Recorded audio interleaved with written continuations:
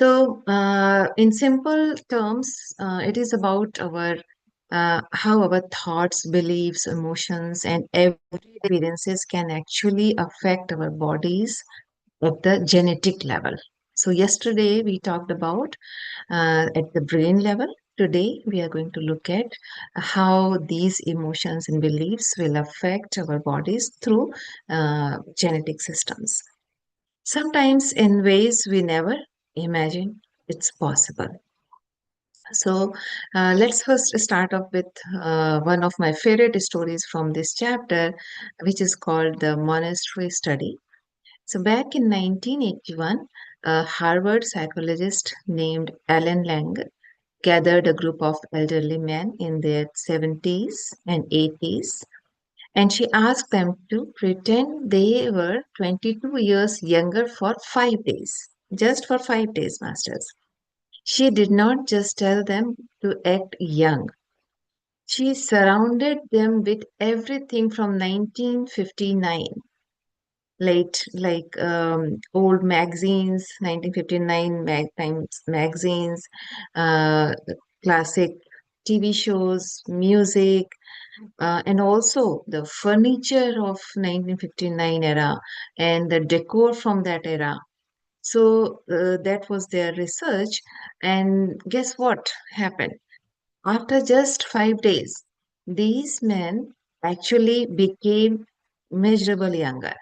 And I'm quoting this from the book. The researchers discovered improvements in height, weight, and gait.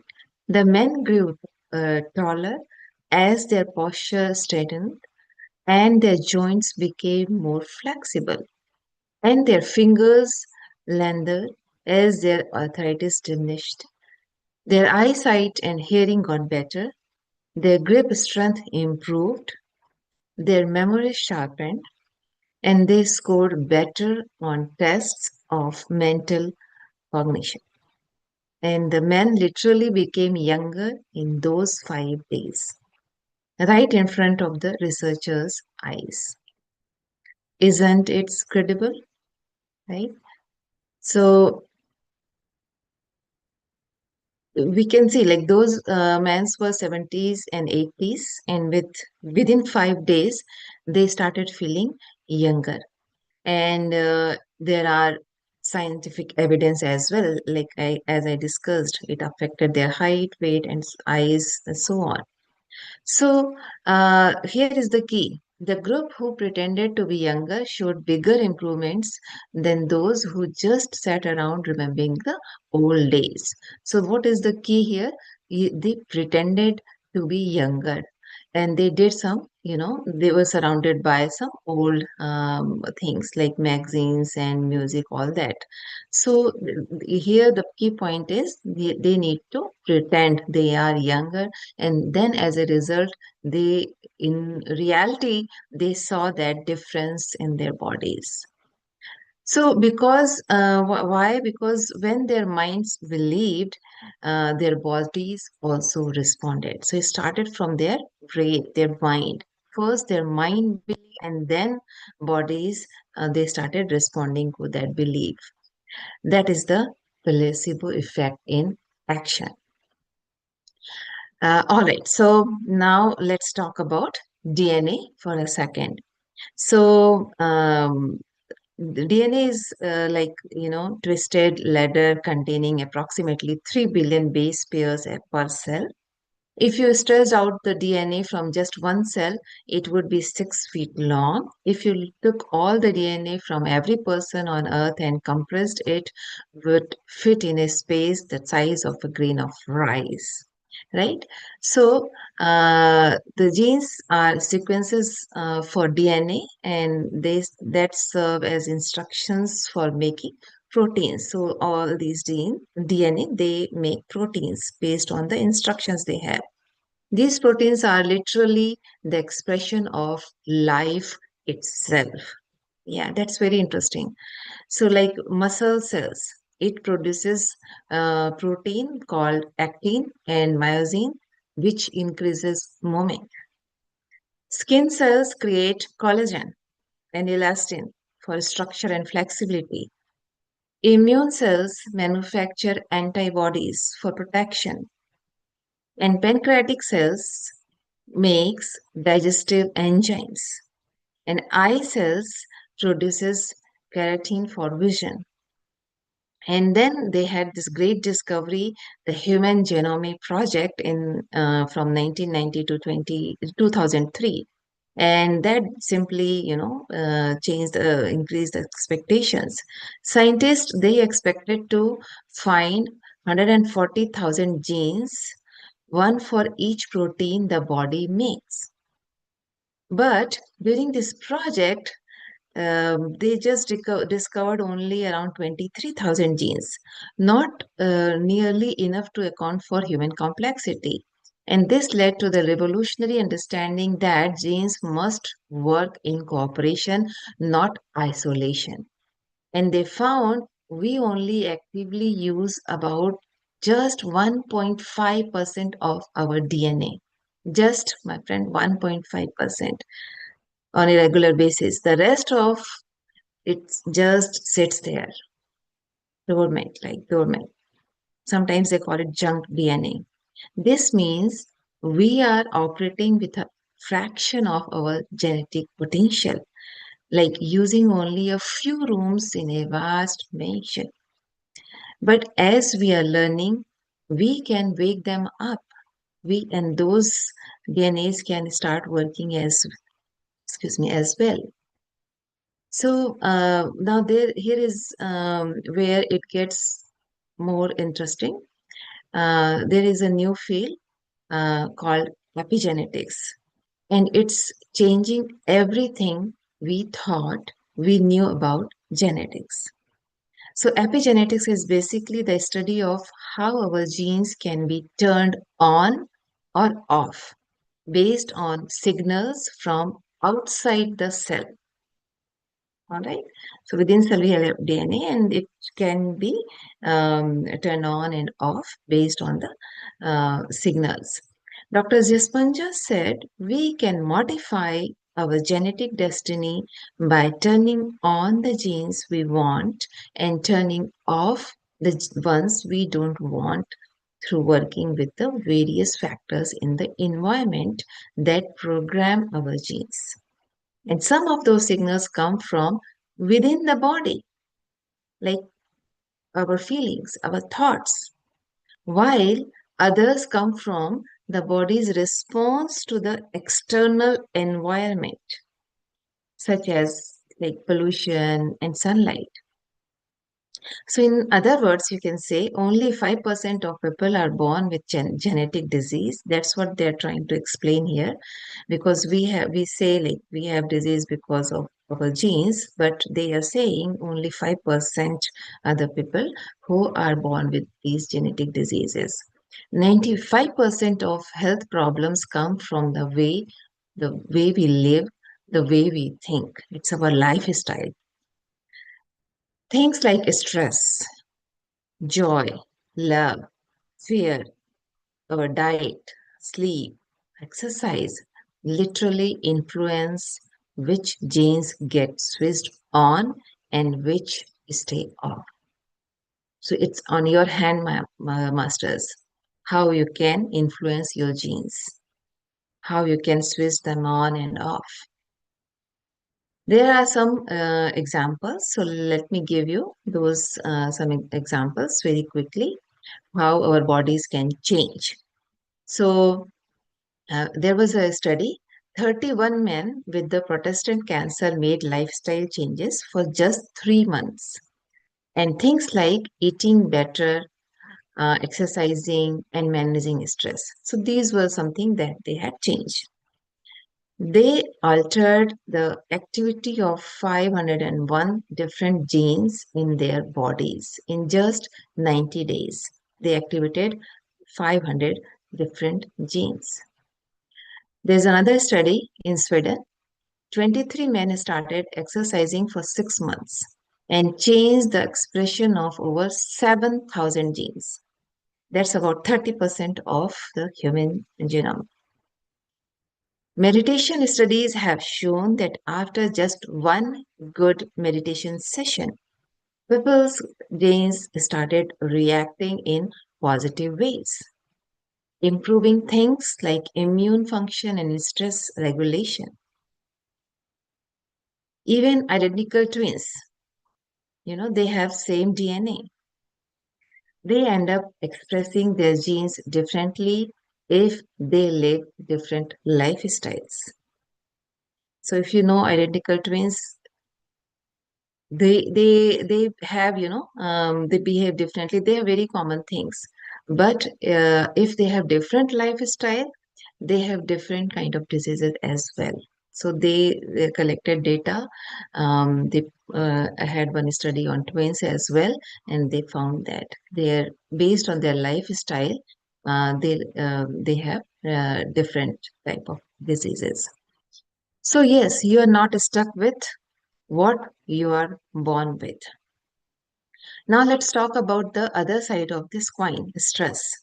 Stress isn't just a feeling. It triggers over 1,400 chemical reaction in your body. It floods your system with hormones like cortisol and adrenaline. And too much of it for too long keeps your body in constantly survival mode. So like love increases, our good hormones and activate our genes, which helps those feelings. Similarly, if you look at the other side, stress can also affect our bodies because we are constantly in surviving mode, pulling resources away from things like healing, digestion, and immune support. What worse is it doesn't take a real life crisis to trigger stress. You can stress yourself out with your own thoughts alone. Worry, fear, and negative thinking can keep your body stuck in this harmful state. And what does that do? It negatively affects which genes get turned on or off. That's why stress is linked to so many chronic health problems. So, see, that's the connection. If we are worrying, fear, or we have negative feelings, it will affect negatively on our genes. And that's how it creates many chronic health problems.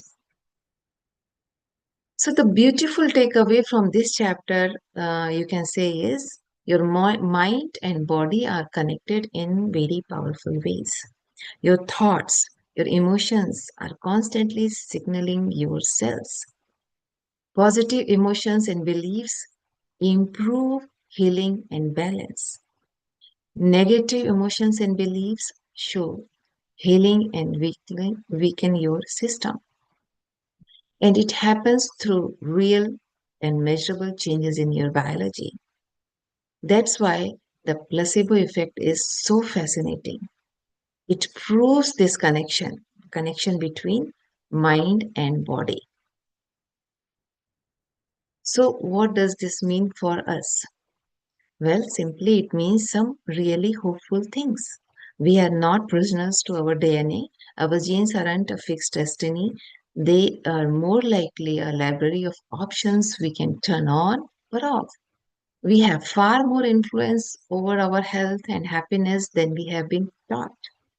By choosing positive thoughts, managing stress, and creating uplifting exercises, we can literally reshape how our bodies function on a genetic level. So, here is what I want you to keep in mind today.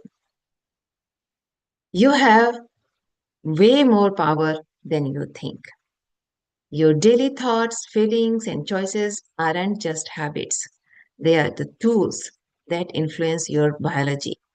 And healing, vitality, and growth aren't only about medicine, they are also about mindset and your belief. And when you really understand this, it opens up amazing possibilities for health your happiness, and personal transformation. So remember, you are so powerful. So thank you so much for listening. And now it's time for meditation. So let's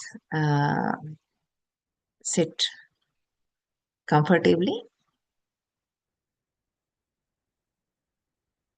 Yeah, let's relax. Very comfortably, masters. Cross your feet, clasp your hands, close your eyes.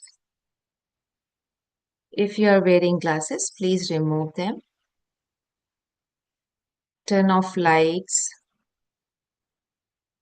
and take a deep breath in and out. Take another deep breath in and out.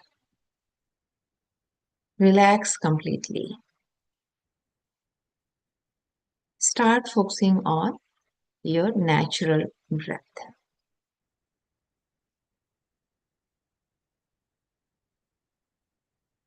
Be with your breath, masters. Thoughts will come and thoughts will go. Do not analyze them.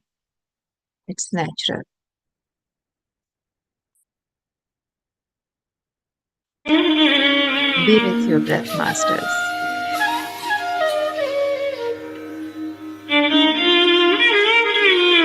Be with your natural breath, masters.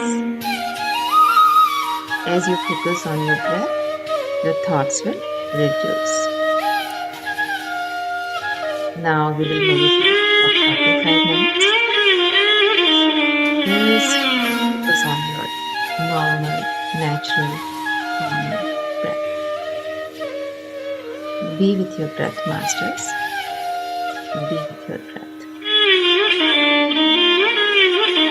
Be with your breath, masters. Be with your breath. Be with your breath, masters. Be with your breath.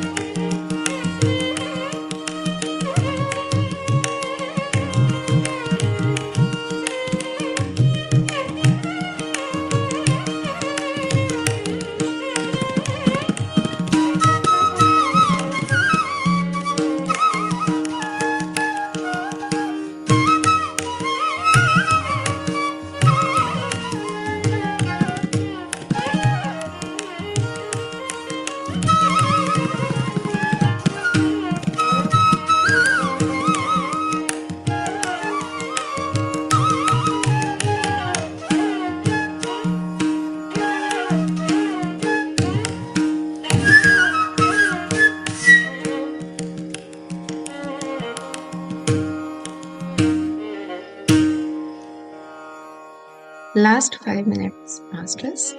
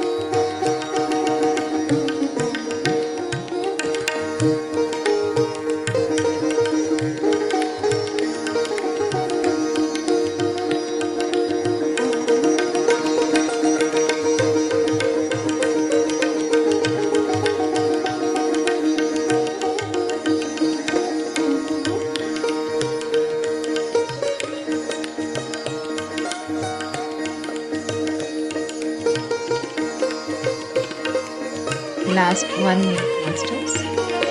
Be with your breath.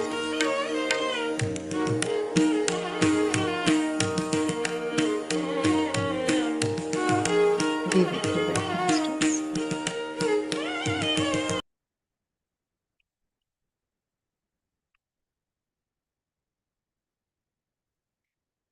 Last 30 seconds.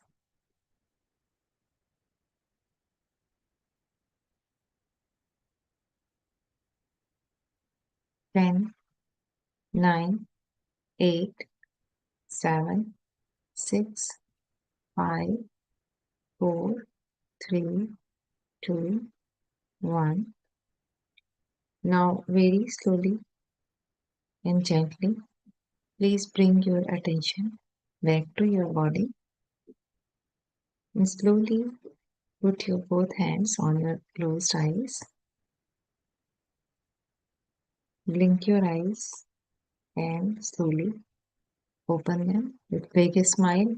Look at your palm and thank yourself for this beautiful time of stillness. Thank you, thank you, thank you. If you have any question or comments or you want to share your experience, please unmute yourself and share with us.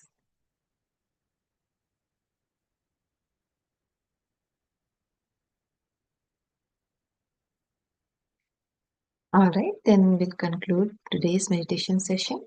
See you all tomorrow. Have a blessed day, everyone. Bye. Thank you, ma'am.